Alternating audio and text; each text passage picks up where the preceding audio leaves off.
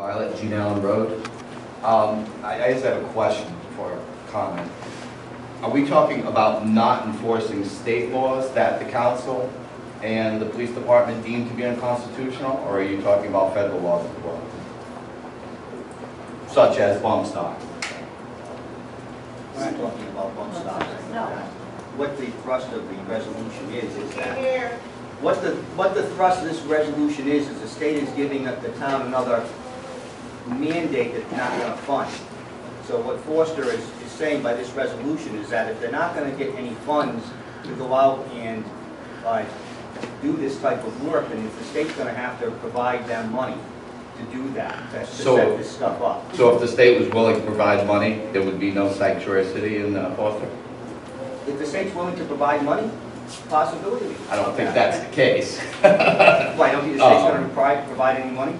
No, I don't think that's why this is up here for vote. I don't think it has anything to do with monetary. Well, that's just my opinion, so Yeah. I could be wrong. I stated that I think our police department is worked very hard now. It's a small department. To add one more thing, and they're not going to give us money. Let's face it, they haven't given Foster or any of the other towns that, not Providence, if it's not Central Falls, if it's not Cranston, we're not getting the money.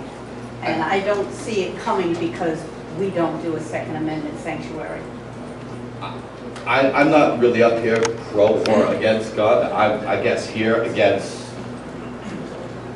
the town council deciding which state laws they're going to follow and not follow under the guise that there's a constitutionality appearance here, because I think the town council, and no offense to the town council or to the police department, should be deciding constitutionality. The Supreme Court decides constitutionality. There's already been an assault rifle ban at one point in time that was challenged multiple times, and none of those challenges were upheld. If it's illegal to have red flag laws, let that be brought up in the Supreme Court and shot down there. I mean, I just think this isn't real. I mean, this is not why this is being done, right? It's not about constitutionality, or nothing that's been proposed by the state has been deemed unconstitutional. So why is the town council making the police department decide on a case-by-case basis what it is and isn't constitutional? I mean, I don't think that falls within the purview. I don't think it falls within the purview of the town council either.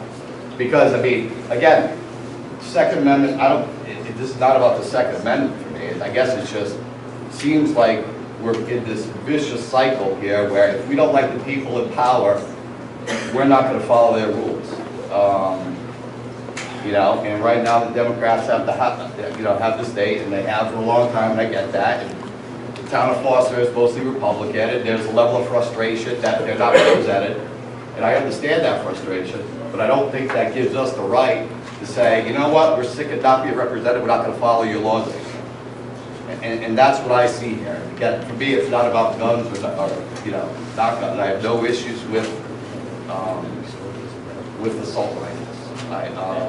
Personally, I don't have an issue at all with the red flag laws that were passed, because I think it's self-enforcement, because the red flag laws in Rhode Island, the petitioner has to be part of law enforcement, right? It has to be a state or local law enforcement agency that brings forth the petition to the Superior Court.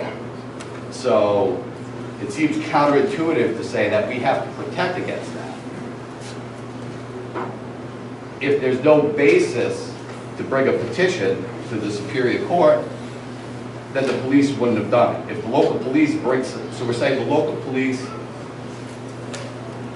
is going to petition the court, get the rights, and then refuse to enforce those, it doesn't make any sense. I mean, I just think that this is